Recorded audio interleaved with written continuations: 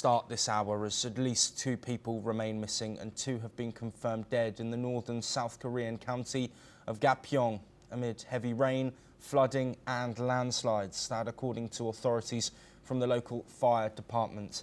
This comes as authorities reported that torrential rains that began on July the 18th in Sancheong County left at least 8 dead and 6 missing.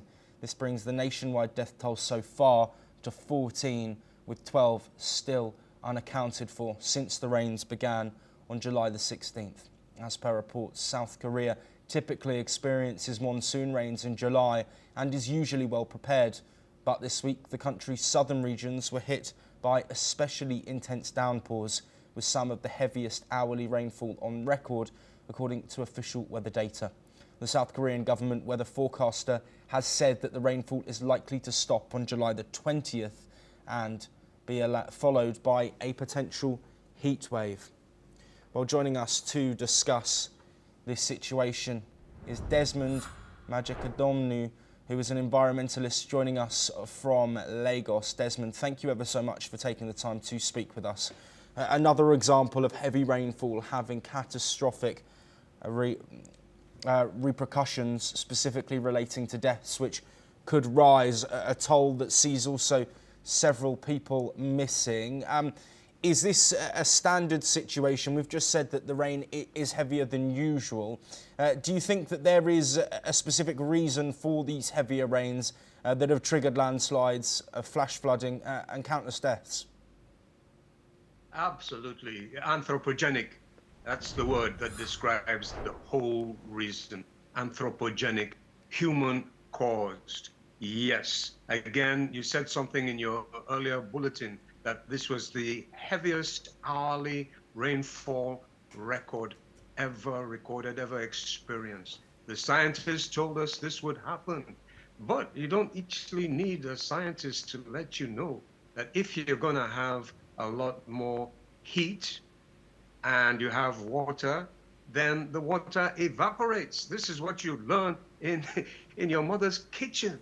And we are heating up the planet. There's no controversy about that. We have weather measurements, temperature measurements coming in on a regular basis from every corner of the world. This is a classic symptom of climate change that is caused by us humans. And then also possibly too much vegetation deforestation, allowing highland areas to be more susceptible to erosion. But, and this is where we got to get it right, it's going to get worse if we don't change our ways, if we don't change our attitude towards nature. So definitely we're on a trajectory that's not looking very good, but it's like nature telling humanity, change your ways, stop this nonsense. As the Secretary General of the United Nations said some time back, that this is just, mankind is waging war against nature, and this is suicidal. So we've got to get off that path. Yes, and Desmond, can you describe in some more detail how heavy rainfall like this over a period of days leads to flash flooding, but also landslide? What's the catalyst for that shift from just rainfall, as we've all experienced, to those deadly disasters with deadly consequences? Yes, very good point. The reality is that, we've always had a bit of heavy rain from time to time. Sometimes, over a period of 50 years, they get a once in a 50-year occurrence. But nature generally has her way of absorbing a lot of the rainfall, a lot of even heavy rainfall. And she absorbs it. You have the vegetation, the trees do a wonderful job of absorbing extra precipitation from their root zone, and then they bring it back up, they store it for a while, then they release it through transvaporation processes and so on. But the reality is that we have been cutting far too many of these trees, and also the streams and rivers, which also carry the water. We have not really been taking enough good care of them. And a lot of them have got silted up because of erosion that happens, because the trees are so wonderful. They really are. Their roots protect the soil from erosion.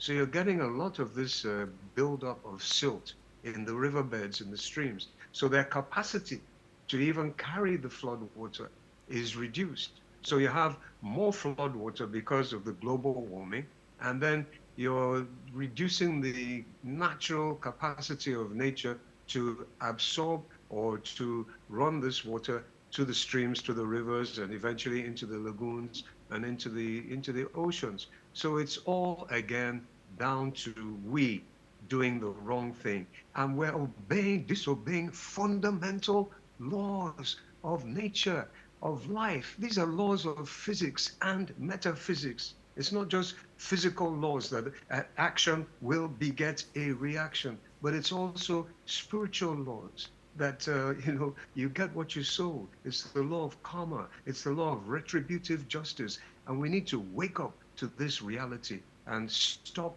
our negative behavior that is bringing about this reaction. So definitely, it's something that we are causing, and we're going to make it a lot worse. And this is where we are really, really worried, because it could get to a stage where it could be very, very catastrophic. I mean, hurricanes and typhoons with this kind of severity and worse severity hitting Yes. on a far more regular basis. Yeah, we don't need that. Yes, Desmond, absolutely. If you stay with us, you mention typhoons, and we head over now